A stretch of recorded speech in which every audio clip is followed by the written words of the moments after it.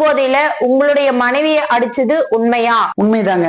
அப்ப குற்றத்தை நீங்க ஒத்துக்கிறீங்களா? நான் குற்றத்தை ஒத்துக்கிறதுக்கு முன்னாடி அதுக்கான விளக்கத்தை கூற தாங்கள் அனுமதிக்கு வேணும் மயிலாட். அனுமதி அளிக்கிறேன். மதுவை அரசு விற்பனை செய்கிறது. ஆக அது ஒரு அரசு பணி, அரசுக்கான வருமானம். அதை நான் வாங்குவதால் அரசு பயனாளிகளில் நானும் ஒருவன். என்னால் அரசுக்கு வருமானம். உண்மைதானே? ஆம், அரசுக்கு உங்களால் ஒரு வருமானம் தான். ஆனால் என் மனைவி மதுவை வாங்கக்கூடாது, உபயோகப்படுத்தக்கூடாது என்று தடுக்கிறார். இதில் நான் எப்படி குற்றவாளியாக முடியும் மயிலாட்? அரசுக்கு பயனாளரான என்ன தடுத்தார், அரசு பணியை செய்ய விடாம அரசுக்கு நஷ்டத்தை ஏற்படுத்தினார் போன்ற இரு பிரிவின் கீழ் என் மனைவி மீதுதான் வழக்கு தொடர வேண்டும் யுவரானர். எனினும் உங்கள் மனைவியை நீங்கள் அடித்தது குற்றம் தானே? கனம் நீதிபதி அவர்களே, தங்களுக்கு தெரியாதது எதுவும் இல்லை. ஒரு அரசு பணியை சிலர் தடுத்தால் அவர்களிடம் அரசு முதலில் பேச்சுவார்த்தை நடத்தும். அதற்கு அவர்கள் உடன்படவில்லை என்றால் காவல்துறையை விட்டு தடியடி நடத்தும். இது எல்லாருக்கும் தெரிந்த விஷயம் தானே. பிறகு அரசு பணியை அரசு தொடரும். இதைத்தான் நானும் செய்தேன். அரசின் பயனாளியான என்னை என் மனைவி அரசு பணி செய்யாமல் தடுத்தார். முதலில் நான் அவரிடம் பேச்சுவார்த்தை நடத்தினேன். அதற்கு அவர் உடன்படவில்லை, தடியடி நடத்தினேன்.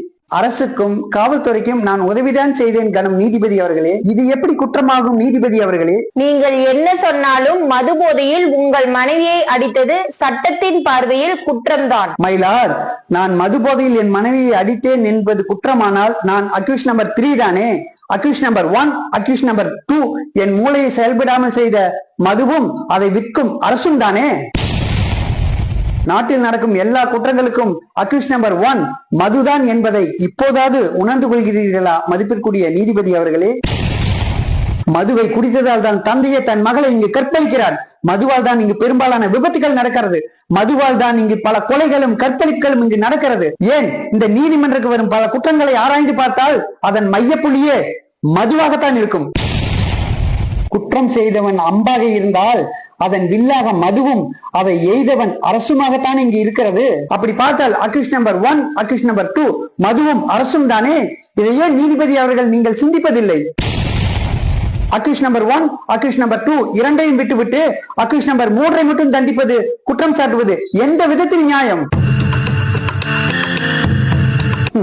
மக்களுக்கு நல்லது செய்ய வேண்டிய அரசே இப்படி மதுவை வித்து 10 குடும்பத்தை பாறையில் ஏத்திட்டு 2 பேருக்கு நல்லது செய்யறதா அரசு நலத்திட்டமா?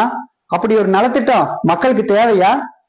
சொல்லுங்கள் நடுவர் அவர்களே. உங்கள் வாதங்களை இந்த நீதிமன்றம் ஏற்றுக்கொள்கிறது. பெரும்பாலான குற்றங்களுக்கு மதுதான் முக்கிய காரணம் என்பதால் மதுவை அக்யூஸ் நம்பர் 1 ஆகவும் மதுவை விற்கும் அரசை அக்யூஸ் நம்பர் 2 ஆகவும் ஏன் எடுத்துக்கொள்ள கூடாது என்ற கேள்வியை இந்த நீதிமன்றம் முன்வைக்கிறது.